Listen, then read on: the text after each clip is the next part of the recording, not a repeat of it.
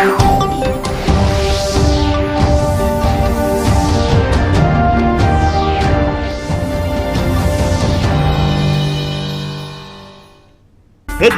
is sponsored by Wonder Cement.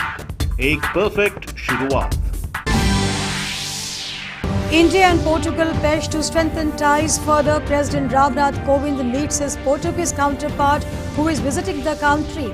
Prime Minister Narendra Modi and President Marcelo Rebelo de Sousa also hold extensive talks. 14 pacts exchanged between the two sides. Supreme Court rejects Nirbhaya case. Convict Vinay Kumar Sharma's plea challenging rejection of his mercy petition by President. Apex Court says no ground for judicial review. Also says all reports including convict's medical report are intact and he is mentally stable.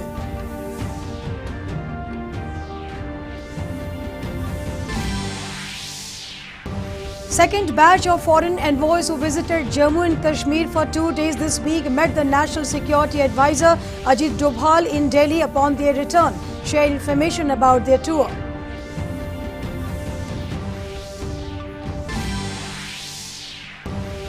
Death toll in the COVID-19 outbreak nears 1,500 in China. The number of those infected jumps by 5,090 in a single day, taking the toll today beyond 65,000. The Olympic Committee says Tokyo Games will be held as scheduled.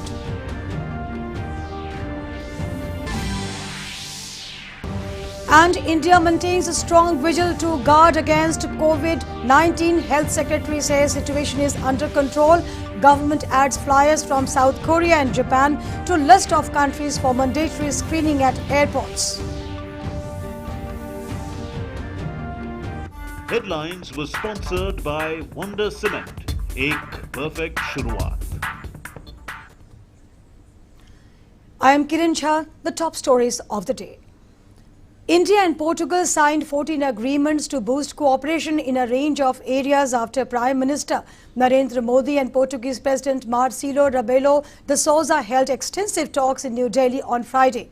Investment, transport, ports, culture, industrial and intellectual property rights are some of the areas of cooperation. Portugal is an important country for India in southern Europe. Bilateral ties have witnessed a steady progress in the last 15 years. More in this report. India and Portugal on Friday signed 14 agreements to boost cooperation in a range of areas. The agreements were signed after Prime Minister Narendra Modi and Portuguese President Marcelo Rebelo de Sousa held extensive talks. The pacts provide for cooperation in areas of investment, transport, ports, culture and industrial and intellectual property rights.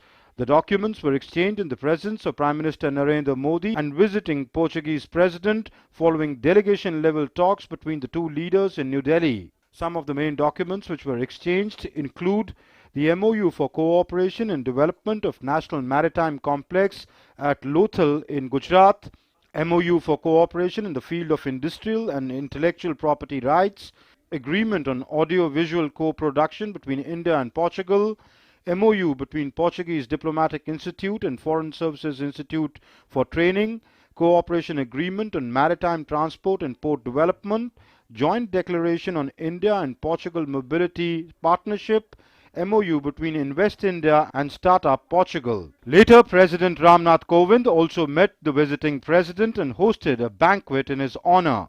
Our bilateral economic ties are on the rise. In our discussions today, President Marcelo and I were happy to note that our bilateral trade has crossed $1 billion. Two-way investments are also rising. We agreed to harness the full potential of bilateral engagement in sectors like infrastructure, blue economy, renewable energy, water and waste management, IT, tourism and hospitality. The fact of knowing that there is a support, and also the Portuguese support, for your belonging as permanent member of the Security Council of the United Nations. Because it's a kind of recognition of your role in the world. It's not just a problem of population, not even of economic growth, not even of social power, not only of being the largest democracy in the world, but the fact that you are a key country for the balance of power in the world. Portuguese President Marcelo Rebelo de Sousa arrived in India on Thursday on a 4-day visit, his first to India. The last visit by a Portuguese president to India was in 2007. He is accompanied by a high-level delegation. In the morning, the Portuguese president was accorded a ceremonial welcome at the Rashtrapati Bhavan. Portugal is an important country for India and southern Europe, and bilateral ties have witnessed a steady progress in the last 15 years. With Sudhir Yadav, Amritpal Singh, DD India. A group of 25 foreign envoys concluded a 2-day visit to Jammu and Kashmir met the National Security Advisor Ajit Doval in Delhi on Friday. The envoys' visit was organized by the government to help the foreign envoys know about the situation in the Union Territory. The program included meetings with civil and military authorities, some political representatives as well as representatives of the civil society and the businesses community. Last month, the government had taken 15 envoys to Jammu and Kashmir. It was really good for 25 envoys, a very good opportunity to go there and see the valley for themselves, to talk to people. In fact, during the 2 days time that we spoke to groups of people from the civil society, journalists, traders, and businesswomen, and also locals, and the politicians, the government local officials and senior officials, and from the military units. And I think it's always good, to have a first account of the situation there. So it was very good and eye-opening. Valentine's Day, 14th February, faded from the collective memory of the nation on Friday. The same day, exactly a year ago, 40 Central Reserve Police Force (CRPF) personnel made the supreme sacrifice for the country in a cowardly and gory suicide terror attack on a security forces convoy in Jammu and Kashmir's Pulwama district. A memorial was inaugurated and dedicated to the martyrs not too far from the spot where they laid down their lives. Prime Minister Narendra Modi and several other top leaders paid homage, but former Congress President Rahul Gandhi had a political agenda even in his remembrance of the martyrs, triggering a political row. 14th of February 2019, exactly 1 year ago, when the world was celebrating Valentine's Day as the Day of Love, India's enemy struck a gaudy blow. Humanity was shocked with the cowardly and barbaric attack terrorist unleashed, directed by his masters across the border. A convoy of 78 CRPF vehicles was heading from Jammu to Srinagar with nearly 2,500 Jawans. It was on National Highway 44 passing through Letpura near Avantipora. An explosive-laden car slipped into the convoy and then came an earth-shattering explosion. A bus was blown to the smithereens. There were mortal remains and blood everywhere. 40 Jawans were martyred. It was the worst terror attack on the security forces in Kashmir in the last 3 decades. 1 year after the Pulwama attack, the nation remembers the martyrs. Remembering the Jawans who made the supreme sacrifice, the CRPF has tweeted, "We did not forget, we did not forgive. We salute our brothers who sacrificed their lives in the service of the nation in Pulwama. Indebted, we stand with the families of our valiant martyrs." The day saw a memorial being inaugurated in the memory of the Pulwama martyrs at the CRPF's Letpura camp. The memorial has been built in the camp close to the attack spot. Bengaluru resident Umesh Gopinath Jadhav has made a huge contribution to it by travelling through the year to the native places of all 40 martyrs and collecting soil from each place. He was invited as a special guest to the homage paying event at the Letpura camp. ये यात्रा थी कि हम भारतीय प्रथम हैं, इसका मोटो था, और जन्मभूमि कर्मभूमि भारत की मिट्टी का सम्मान। तो आप अगर देखेंगे तो 40 शहीदों की जो मिट्टी है, जहाँ पे उन्होंने अपना बचपन बिताया है और जहाँ पे अंतस वहाँ से मिट्टी ली है, तो ये काफ़ी इमोशनल है। एक माँ ने बेटे को खोया है। पेट्रियटिज्म 24/7/365 इन एक्शन क्या होता है, ये मुझे दिखाना था, और निस्वार्थ में मुझे इन शहीदों के लिए, इन परिवार के लिए करना था। तो ये मेरा सम्मान नहीं है, ये शहीदों का सम्मान है। Prime Minister Narendra Modi also paid tributes to the Pulwama martyrs, tweeting, "Tribute to the brave martyrs who lost their lives in the gruesome Pulwama attack last year. They were exceptional individuals who devoted their lives to serving and protecting our nation. India will never forget their martyrdom. Home Minister Amit Shah also paid rich tributes to the martyrs, saying, "I pay homage to the martyrs of Pulwama attack.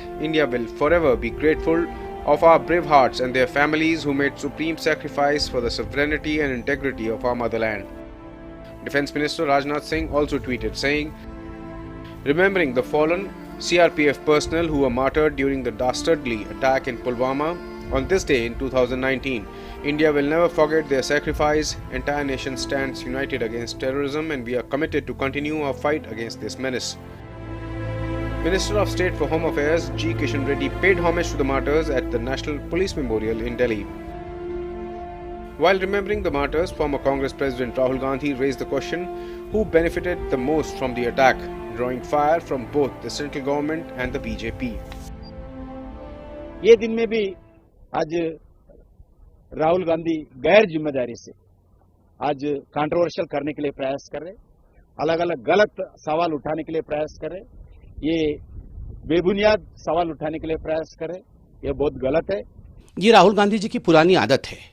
जब भी देश के साथ खड़े होने का वक्त आता है उस समय राहुल गांधी देश से नदारत रहते हैं, देश के साथ खड़े नहीं होते हैं और पूरे देश की भावनाओं को आहत करते हैं। आज जो कमेंट राहुल गांधी का आया है वो शर्मनाक कमेंट है। आप बेनिफिट्स की बात कर रहे हैं, आप शहीद में भी, आप हमारे जवानों के बीच भी फायदा देखने की कोशिश कर रहे हैं। The entire country across all divides was together when the attack happened. Everyone wanted the terrorists holed up in Pakistan to be taught a lesson.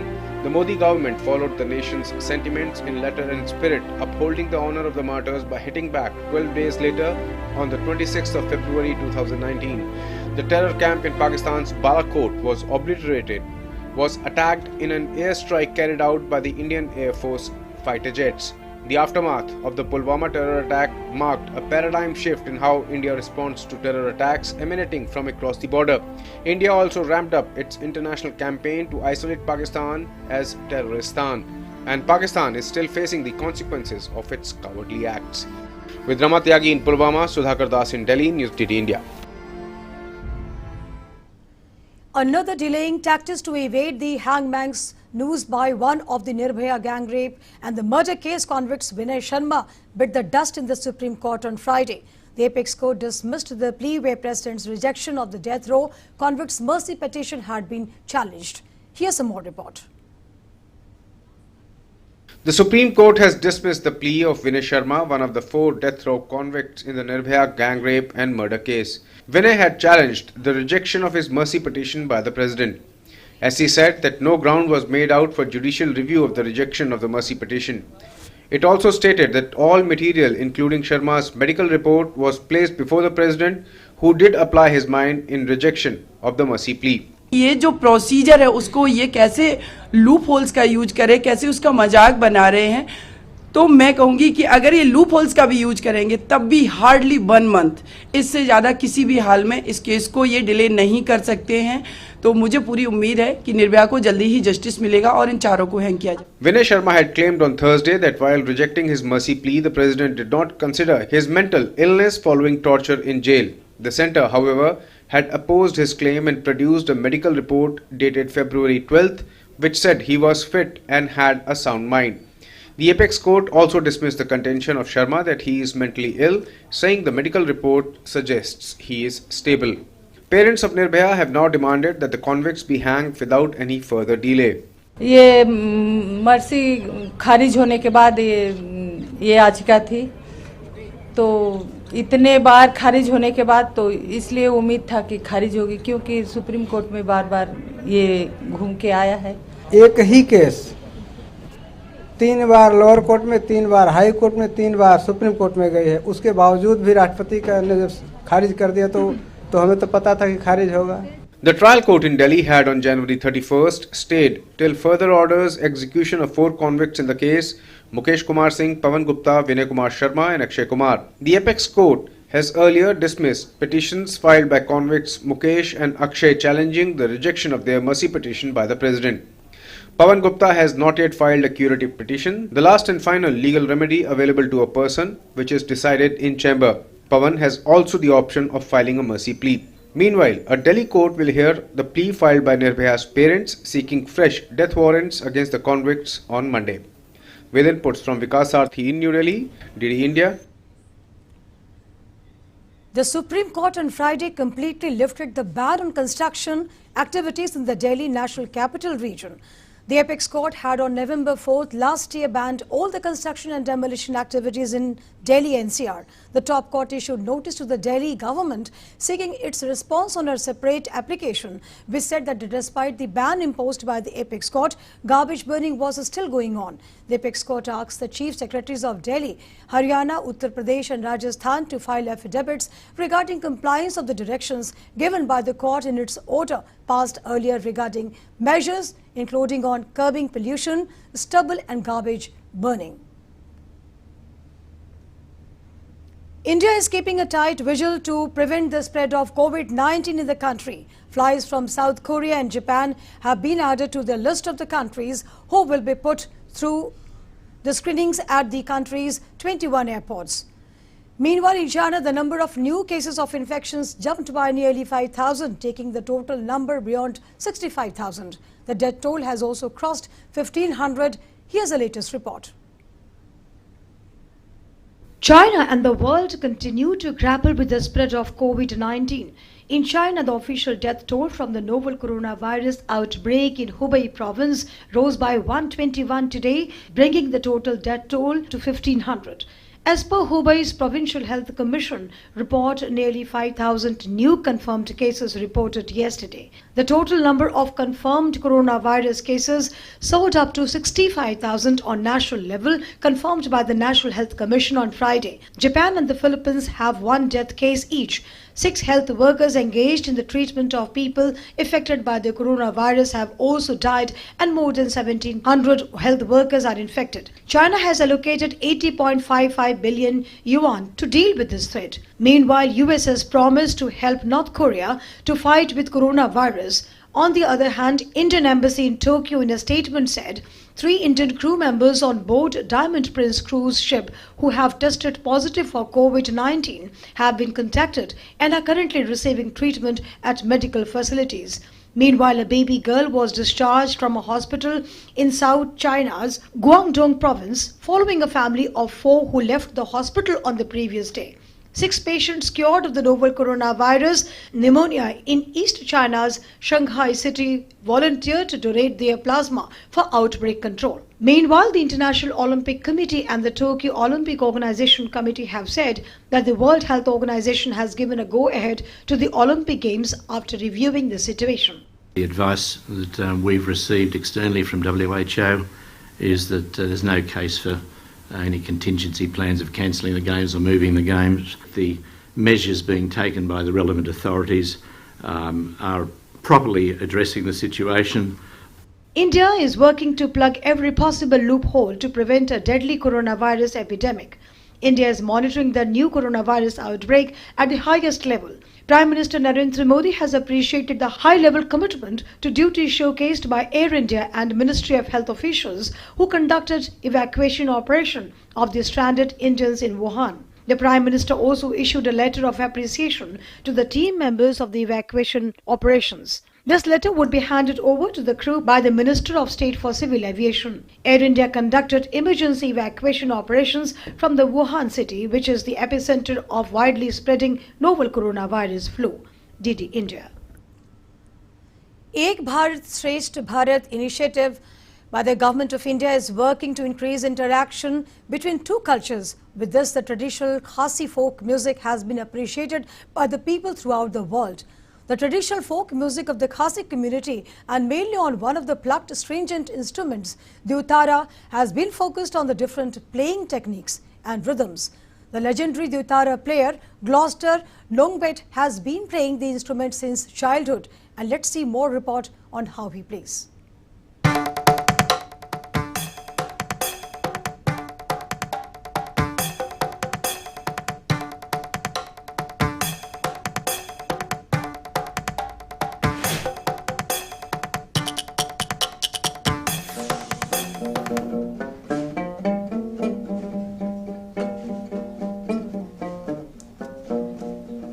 The Duhitara, stringed instrument of the Khasis is usually played to accompany songs and ballads. A Khasi who plays the Duitara is an instrumentalist and a singer, where folk tales, myths and his ancestral thoughts are channeled out through the songs. Gloucester Nongbed had become interested in music ever since the time he heard his first notes on his parents' radio. Fate took a dramatic turn one day when, at the behest of his uncle, he left the guitar and took up playing the Duitara. He would dive deep into the indigenous music of his ancestors, and this would transform him dramatically. I tried to make a Duitara. First time I make my own Duitara. Then my uncle, late uncle, then he appreciated me very much. He said, you could play the Duitara very well. You play very well. Learn to play Duitara, your own indigenous music. And give up this guitar. It sounds very noisy, no? Like that. Then that is what made me interested in Khasi folk music.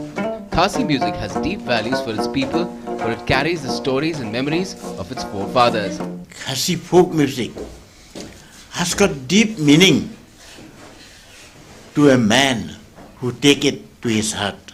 We need somebody like you people, no, Durasan.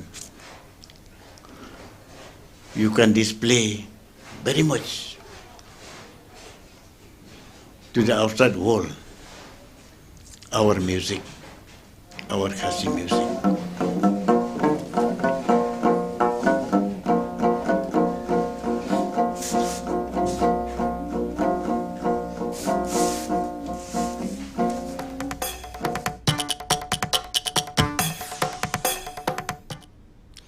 Now let's move to another story. The Prime Minister Narendra Modi would be visiting Varanasi on a day's visit on 16th of February. He is scheduled to participate in the closing ceremony of the centenary celebrations of Sri Jagadguru Vishwaradhya Gurukul. Prime Minister will also dedicate to the nation the Pandit Deen Dayal Upadhyay Memorial Centre. At this event, the Prime Minister shall also unveil the statue of the Pandit Deen Dayal Upadhyay. Prime Minister later at a public function will be dedicating over 30 projects to the nation, including a 430-bed super speciality government hospital and a 74-bed psychiatry hospital at BHU. Prime Minister Modi shall also be flagging off the IRCTC's Mahakal Express through video link. In some good news, the government, which has set up a rupee 25,000 crore stress fund to revive stalled housing projects on Friday, said that it has cleared investments of over rupees 540 crore in some stuck residential properties, and that will benefit 1,800 home buyers. In a tweet, the Finance Ministry said that a preliminary clearance has been given for the due diligence in 14 projects, which would require a fund infusion of rupees 2,500 crore. Another 40 more transactions are under active consideration. The move is likely to help 4.58 lakh housing units across the country. Only RERA registered projects will be positive, with net rupees worth will be provided funds. External Affairs Minister S. Jaishankar on Friday said that the global security conversation should hear the review and the views of India as he arrived at Munich in Germany for the prestigious Munich Security Conference. Jaishankar, who is in Munich for the conference, is expected to outline India's views on several issues of global concern and meet the world leaders attending the meet. On Friday, the external minister met the Wolfgang Ischinger, chairman of the Munich Security Conference, and he also met the David Jalkailini, the Minister of the Foreign Affairs of the Georgia and Defence Minister of the Portugal. His meeting with the Defence Minister of Portugal came into the backdrop of Portuguese President Marcelo Rebelo de Sousa's visit to India. Now, in a tweet, the External Affairs Ministry said that they began Munich Security Conference by meeting chairman @MUNSEC conference @ISCHINGER. Important that the global security conversation should hear the views of India. Look forward to an interesting 2 days. Now come back. The Pradhanmantri Vandana Yojna is a maternity benefit program that is implemented in all the districts of the country with objectives of providing partial compensation for the wage loss in terms of cash incentives so that the woman can take adequate rest before the after delivery and the first living child. How is this ambitious scheme working at the grassroots level? No more from this ground level.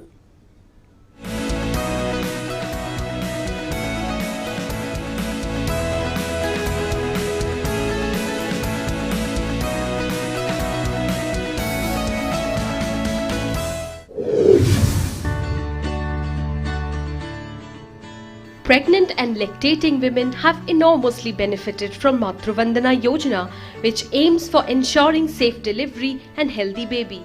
In Koppal district, Karnataka, a total of 18,566 women have availed benefit under the scheme.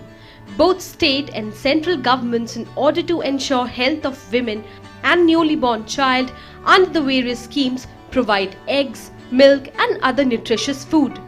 Further, Rupees 5,000 is credited to their account in 3 installments so that they buy fruits and healthy vegetables. After my delivery, I purchased dry fruits from the money. I feel good now.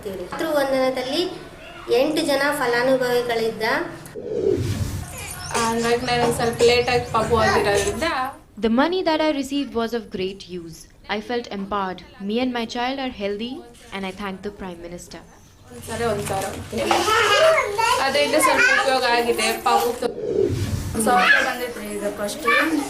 The scheme has benefited a lot and I got Rupees 5,000. I purchased necessary items. My child is healthy. Beneficiaries say that they have received Rupees 5,000 under the scheme. This helped them hugely during pregnancy. The sum also helped many in times of medical emergency. Ground Report Desk, DD News.